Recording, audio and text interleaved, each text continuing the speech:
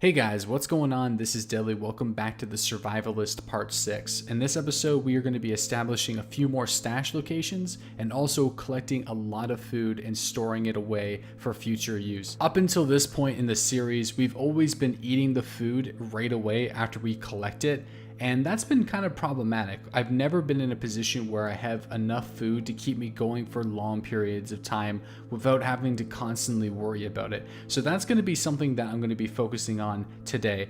Obviously, our barrel search continues, but since we found so many barrels last episode, I'm going to be trying to focus on stashing a few away rather than finding a barrel that doesn't have holes in it. I think it's pretty clear that it's going to be very difficult for me to find a barrel that doesn't already have holes poked into it. I'm going to have to find one that naturally spawns into the server, and that can take a lot of time. So because I'm going to be doing this and showing you guys the barrel locations live, I'm going to have a couple different barrels. A couple barrels are going to be never shown on the Survivalist series for the most rare items like my skins, my pelts, the high quality items that I need for my hunting and gathering. Those things are going to remain hidden away. Some of the items though, for storing food and just lesser items, those are going to be stored in a public stash, and that's going to be one that I'm going to be going to often on the episodes during the videos that you guys can see, because part of this series is heavily put on the camp that I establish. It's a lot of our goals surround our camp, and not showcasing that is going to make things a little bit more difficult, and I don't think it's going to be as enjoyable for you guys. So this blue barrel right here, I'm going to show you guys exactly where I'm going to be putting it, and it's going to be holding a lot of our food. So hopefully it doesn't get griefed, but you know, I'm expecting it to, so that's why I'm going to have multiple locations down the road. The fact that those barrels are still here is actually a really good sign, because those are not hidden. They're not hidden at all. And we actually know the location of another 2 barrels as well. So if we want to really get technical with it, we can just kind of toss barrels in all of these really good locations. Try to get this under this log here.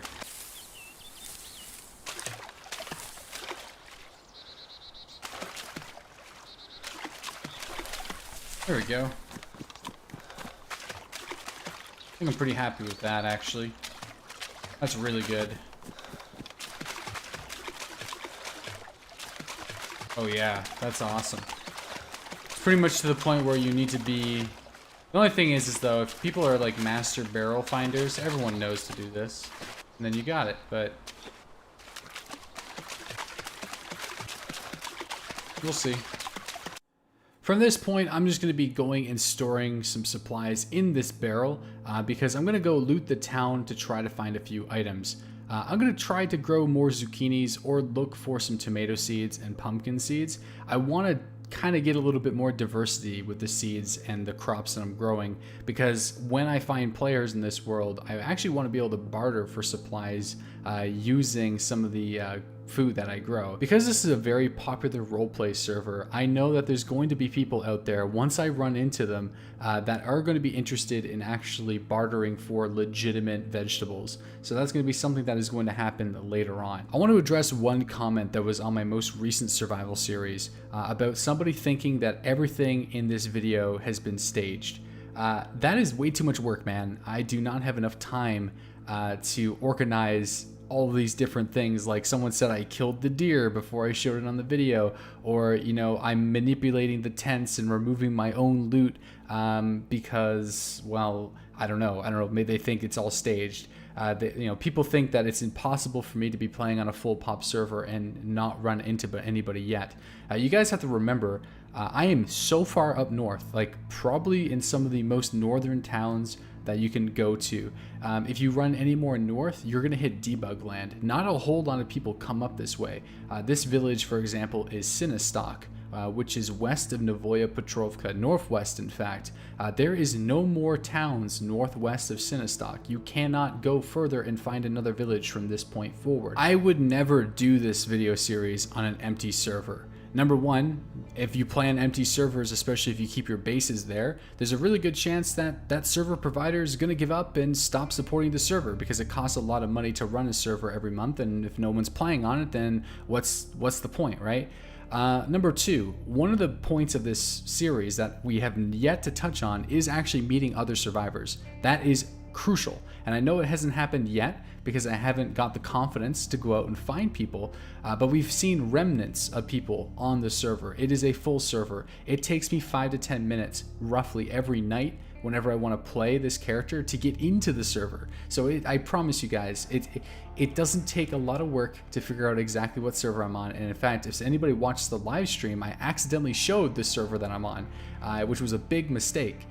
So I'm sure there are people who know what server I'm on. It is, I don't know how many more clues I can give you guys. It is one of the most popular evening third-person RP servers. Okay, so please don't spoil it in the comment section, but I just want to make it clear because I wouldn't want to make this series on an empty server. That would just be incredibly boring. You know, I want the option to run into other players. So that's all I really want to say about that moving forward. I won't address that issue in other videos from here on out. I just want to make people know, I just want people to know it is abundantly clear at this point that we are playing on a very dangerous server.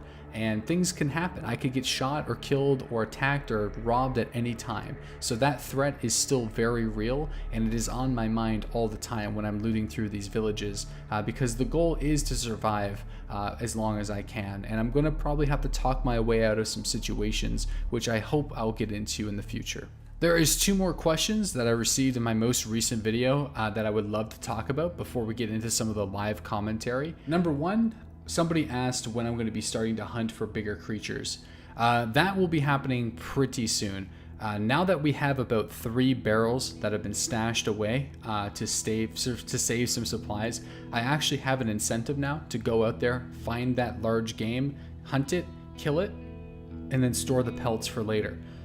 Pelts are going to be a very valuable item for us in the future episodes. So I have a map actually on where DayZ animals do spawn.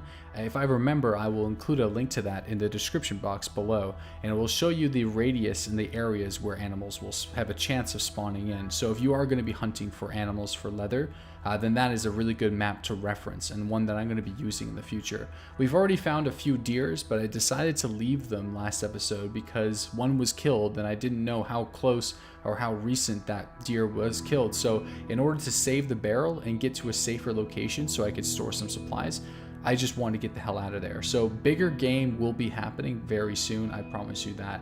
And I guess the last comment I want to address, because it keeps on, I keep on reading comments about people wanting me to use guns, like the Winchester or the shotgun, and that why they don't understand why I'm not using those weapons. Well, it's not because I don't think they would be very good weapons in survival situations. It's because I just want to challenge myself. This is supposed to be a little bit more challenging, immersive, and making the bow and relying on it, and also the crossbow, it just makes it more fun for this type of play style. There's nothing else to it. You know, I know for you guys, some of you guys will be just always using guns, and that's fine. But for me, there's just an added challenge with limiting myself to the bow. It's a weapon that I've grown accustomed to, and you guys watch me use it a lot on the live stream. So I do want to use it and get an opportunity to be forced to use it on a regular basis. And that's why I'm choosing to use the bow. With some of the most common questions out of the way, let's get back to some of the survival. We are actually looking for a garden hoe, because if you guys remember, we saved the garden hoe in our civilian tent and it was stolen. So we're gonna have to find another one in order to make a garden plot. You can make a garden plot with a shovel. I just want to see if I can find a garden hoe because I feel like it's a little bit more fitting. So that's what I'm going to be doing right now, and also looting for seeds, mainly tomato seeds or pumpkin seeds. I think we're going to end the day off with growing some zucchinis or something like that. Getting some food source stored away in our new stash would be kind of good. There's actually more, and I'm going to take it. I'm going to take the other bag, so then that way we'll have it whenever we find a barrel that actually is able to... Okay, there we go. We got the farming hoe. Farming hoe. We got the farming hoe. We got the zucchini seeds, but I would like to get the different ones. There's a little Duringer. We got a butane canister. We got 9 matches. Honestly, my hand drill is good enough. We don't need that. We also have this wire, but this metal wire is going to be used another day to catch rabbits.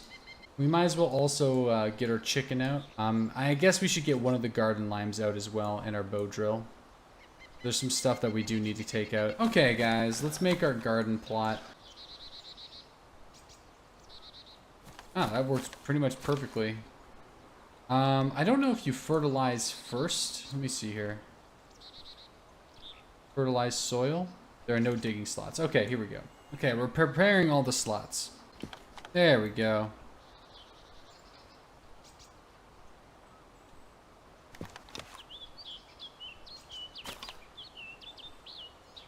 Alright, all of that lime has been used. Let's plant a seed. And then let's also water them. We'll use water the plant. Water the plant. See, it doesn't really give you a bit of a... It doesn't give you a difference. Doesn't really look different when you water it. So you sort of just need to remember which ones you've watered and which ones you've not watered. Okay, I think all the plants... Yeah, all the plants have been watered. So while we're waiting for those to grow... I'm gonna go and store some of our stuff, and then go make a fire and cook some chicken.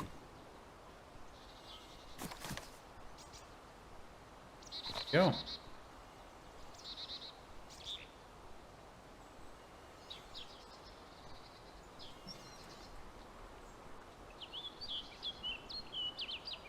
Now, hopefully, if anybody sees us, be able to survive this.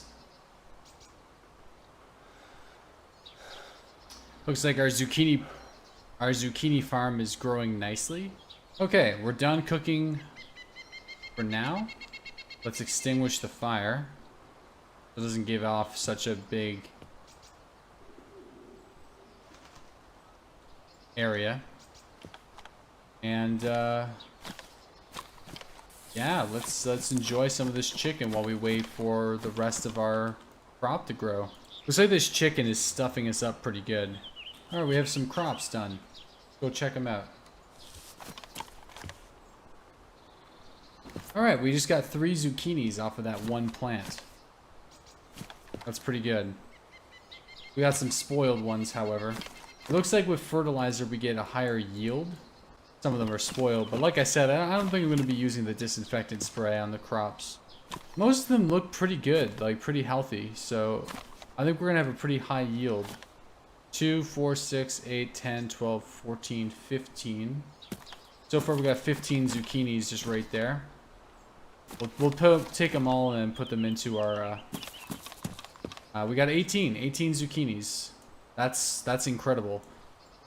I'm going to store as many as I can, and that should keep us going for a little while. Honestly. In fact, there's so many fucking zucchinis that I don't think I can even store them all. Alright, we were able to store all of our zucchinis. So we were able to cook 4 pieces of chicken and grow 18 zucchinis, which is very efficient. Our barrel is full of supplies, so we're gonna actually have to go and collect another barrel to store one of the other blue barrels and throw it in a location that's nearby, just in case I run into some deer for another day. But I think that's going to be summing up this survival series episode. So thank you guys for watching. If you guys are new to the channel, make sure that you hit that subscribe button. It will let you know whenever I upload a new video. And you can also watch my daily DayZ content at twitch.tv/deadlyslob. A link to that is in the description box below.